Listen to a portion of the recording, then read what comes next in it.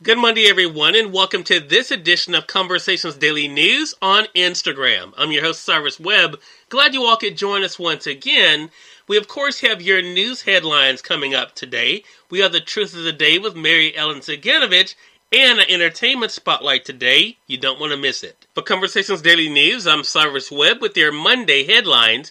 In national news, Mississippi State Department of Health reports 804 new COVID-19 cases and 10 additional deaths in Mississippi on Sunday. The Mississippi State Department of Health reported 804 new COVID-19 cases and 10 additional coronavirus deaths.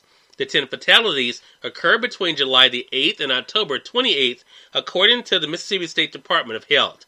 There have now been 126,689 COVID-19 cases in Mississippi and 3,443 coronavirus-related deaths since the first COVID-19 case was confirmed in Mississippi on March the 11th. In more national news, Biden seeks to move quickly and build out his administration. President-elect Joe Biden signaled on Sunday he plans to move quickly to build out his government, focusing first on the raging pandemic that will likely dominate the early days of his administration. Biden named a former Surgeon General and a former Food and Drug Administration commissioner as co-chairs of a coronavirus working group set to get started, with other members expected to be announced today.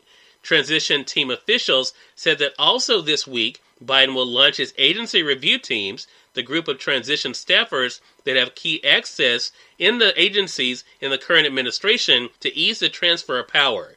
The teams will collect and review information such as budgetary and staffing decisions, pending regulations, and other work in progress from current staff at the departments to help Biden's team prepare to transition. People want the country to move forward, said Biden's deputy campaign manager in an interview on NBC's Meet the Press, and see Biden and Vice President-elect Kamala Harris have the opportunity to do the work to get the virus under control and to get our economy back together. It's unclear for now whether President Donald Trump and his administration will cooperate.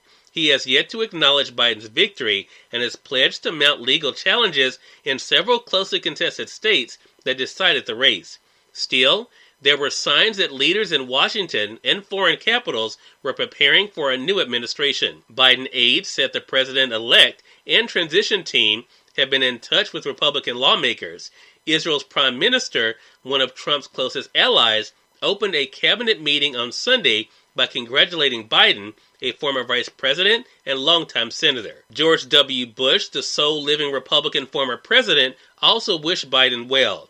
Though we have political differences, I know Joe Biden to be a good man who has won his opportunity to lead and unify our country, Bush said. Biden faces key staffing decisions in the days ahead.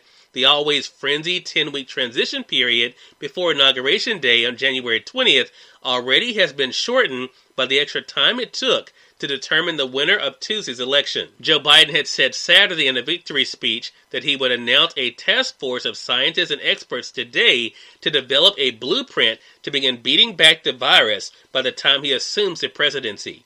He said his plan will be built on bedrock science and constructed out of compassion, empathy, and concern. In sports, Alabama is on top again, Notre Dame up to number 2. Alabama's number 1 in the Associated Press college football poll for the first time this year, extending its record of consecutive seasons with at least 1 week on top of the rankings to 13. Notre Dame moved up 2 spots to number 2 on Sunday after upsetting Clemson in a dramatic double overtime game Saturday night. Ohio State remained number 3.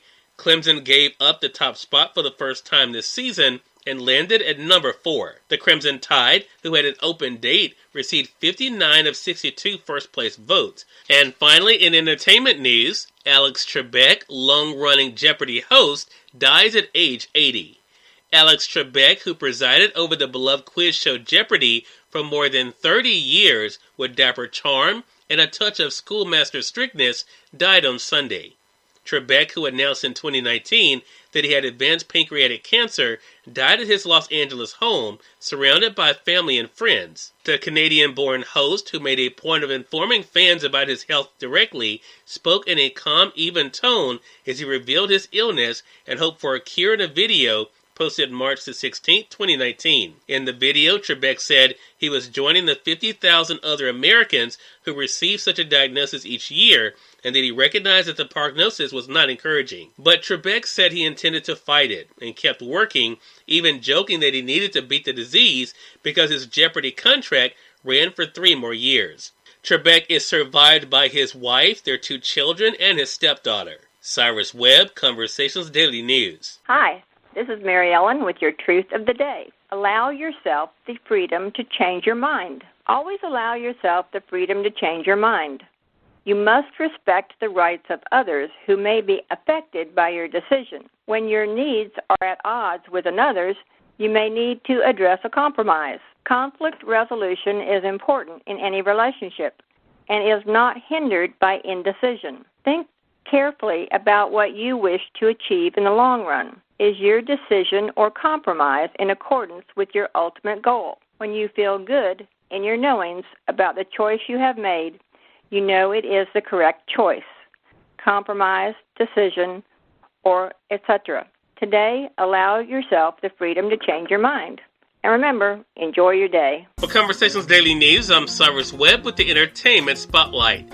Actress Chloe Ray Warmoth joined me recently on Conversations Live, the radio show, to talk about her career and her brand new film, Greatland. Here's part of our conversation. I want to begin by talking about this experience for you, Chloe. What has it been like for you to do what you love as an actress and to be able to share that experience with the rest of the world? It's been beyond wonderful. Acting's always been my favorite thing in the world, and the more I grow up and the more I get deeper into the industry, the more I get chances to express myself through different weird roles and in scripts that otherwise don't meet the conventional story structure and stuff like that. And it was very, very cool to be able to play Ugly Duck, who she is just so different from everyone else. And I think what was very cool when I was watching the film is that they really made her stand out as just looking different visually than everyone else. And it was really very cool to see that. Yeah. Well, I think one of the things I did when I was prepping for this segment, Chloe, is I went on YouTube like every big nerd does these days when they're trying to be able to get a bigger picture of who they're talking with. And one of the first things I saw was your YouTube channel.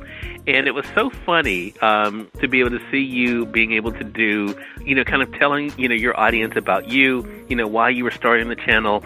I mean, what has that experience been like? Because one of the things you talk about, I introduced you as an actress, but also you have other interests as well that I found out about in that video. You like to sing, so you have other things you like to do. Have you always known that you were a person that was creative? I think so. I started competitive dance when I was about 2 years old. Not competitive, but I started dance when I was 2 years old and transitioned into competitive probably around 8 years old. But I've always loved being on stage, and my mom would always make fun of me because when I would get in trouble, I'd cry and I'd stare in the mirror and look at how I was crying and study myself in the mirror. And I would do all sorts of weird little things, and she knew. Cyrus Webb, Conversations Daily News.